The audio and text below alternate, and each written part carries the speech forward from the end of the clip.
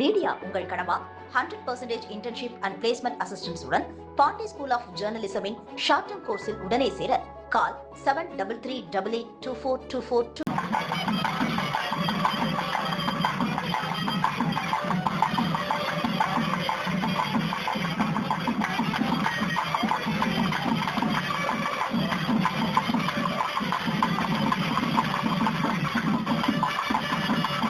உங்களோட உழைப்பு எப்படி வந்து இந்த கலைத்துறைக்கு எப்படி தேர்வு பண்ணீங்க? நான் இந்த கிராமத்துல, என் பேரு டாக்டர் ராஜா சபதி, காளிப்ப தொண்டர். என்னுடைய தாய் பேரு ஆதிமூலம், என்னுடைய தந்தையார் பெயர் காளிப்ப தொண்டர். காளிப்ப கவுண்டர் ஆதிமூலத்திற்கு 6 ஆண் வாரிசுகள், ஒரு பெண் வாரிசு. அதுல 6வது புதல்வனா நான் பிறந்து 1975 இருந்து 77 3 ஆண்டு காலம் சிற்பக்கலை துறையில தமிழ்நாட்டுல பாடசாலையில முறைப்படி குருகுலத்துல என்னை ஈடுபடுத்தி கொண்டு கடந்த 51 ஆண்டு காலம் இந்த சிற்பக்கலை துறையில பயணித்து பல்வேறு சிறப்பம்சங்களை செய்ததை மாநில அரசு கண்டறிந்து மாநிலத்திலே மாநில விருதுகளும், மத்திய அரசாங்கம் இதனை கண்டறிந்து எனக்கு தேசிய விருதுகளும், உலக அளவுல எனக்கு டாக்டர் பட்டம் போன்ற சிறப்பு அம்சங்களை எனக்கு கொடுத்திருந்தா கூட, இந்த மத்திய அரசாங்கம் இன்றைய காலகட்டத்தில் இந்த சாமானியனை தேர்வு செய்து எனக்கு இந்த பத்மஸ்ரீ விருது கிடைத்ததற்கு ஒரு எல்லையில்லாத சந்தோஷம் அடைகிறேன்.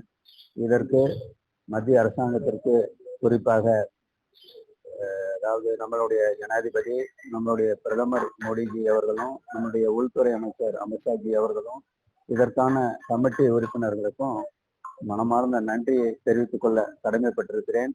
வருங்காலங்களிலே இது மாதிரி பட்டி தொட்டி எல்லாம் நிறைய சாதனையாளர்கள் புதைஞ்சு கிடக்குறாங்க. அவங்கள மேலும் கண்டறிஞ்சு அவங்களுடைய சிறப்பம்சத்தை அரசுக்கு வெளிக்கொண்டு வருவதற்கு பத்திரிகைக்காரர்கள் இதற்கு தனி கவனம் செலுத்தி அவர்களை கண்டறிந்து அரசுக்கு தெரியப்படுத்தினா இன்னும் பல்வேறு சாதனையாளர்கள் வெளிச்சத்துக்கு வந்து அவங்களும் இந்த உயரிய விருது பெறுவார்கள் என இந்த நேரத்தில் பத்திரிகை அன்பர்களுக்கு என்னுடைய ஒரு சின்ன வேண்டுகோளை நான் வைக்க கடமைப்பட்டிருக்கிறேன்.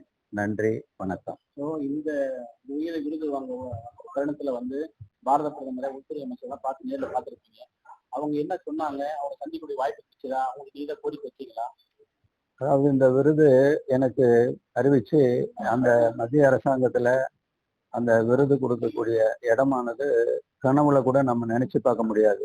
அந்த ஜனாதிபதி மாளிகையில அவ்வளவு அம்சம், இந்தியாவினுடைய தலைநகரத்துல அந்த ஜனாதிபதி மாளிகையில ஒரே டைம்ல நம்ம பாரத பிரதமர், குடியரசுத் தலைவர், நம்மளுடைய உள்துறை அமைச்சர் மற்றும் மத்திய அமைச்சர்கள் எல்லாம் நேர்ல பார்த்து அவங்களோட உரையாடுற ஒரு வாய்ப்பு எனக்கு இறைவன் மூலமா கிடைச்சது. அத நான் இறைவன் மூலமாங்கிறத விட மத்திய அரசுக்கு எவ்வளவு நன்றி சொன்னாலும் அதுக்கு ஈடுணை இல்லாத சூழ்நிலை. பிரதமரை கையை பிடிச்சி நன்றி சொல்றேன். அவர் சொல்றாரு, இந்தியாவில் தலை சிறந்த சிற்ப கலைஞர் நீங்க, என்னுடைய வாழ்த்துக்கள்னு சொல்றாங்க.